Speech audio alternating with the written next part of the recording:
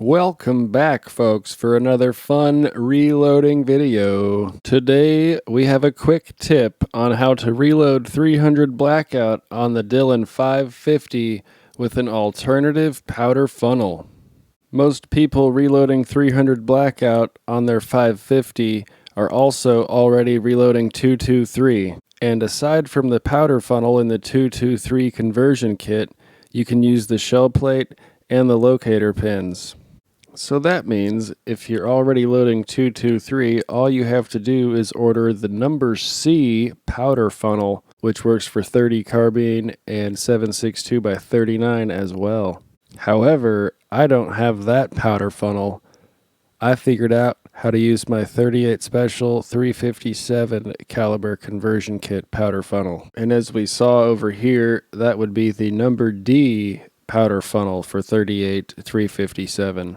Another great thing about this caliber conversion kit alongside the 223, I can also reload my 350 Legend with this powder funnel as well. The only two other things that this requires is that your brass already be full-length sized, trimmed, chamfered, and deburred, and ready and prepped. And finally, since we don't have our sizing die on stage 1, we'll be using some sort of neck expanding die.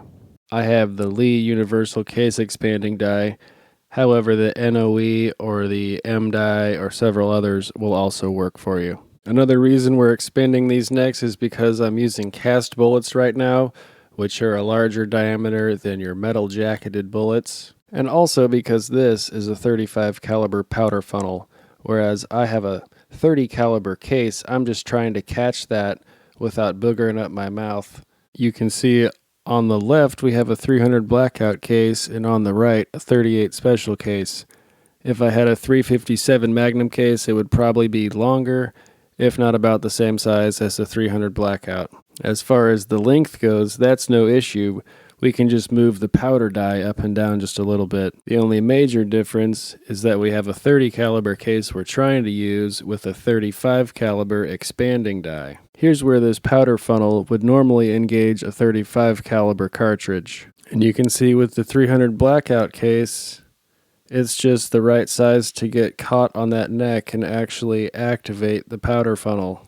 Now, if you noticed, that was a little bit awkward to try and get the mouths to line up, but if we take a case with a flared mouth, it's a little bit easier to line up. It's still awkward through a camera, but you can imagine if these two were moving up and down on the press, how that flare would help those line up just a little bit better.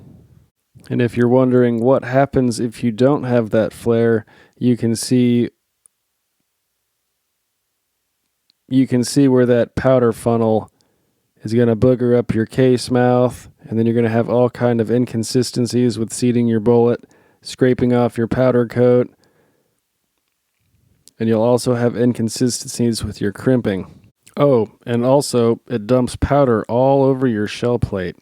And even with the generous flare on that mouth, you're still going to have to be careful and watch how those two are lining up as you raise your ram up and down on the press. There you go, folks. That's how I'm reloading my 300 Blackout on my Dillon 550 with a substitute powder funnel from my 38 357 caliber conversion kit. Thanks for watching, guys. We'll see you in the next video.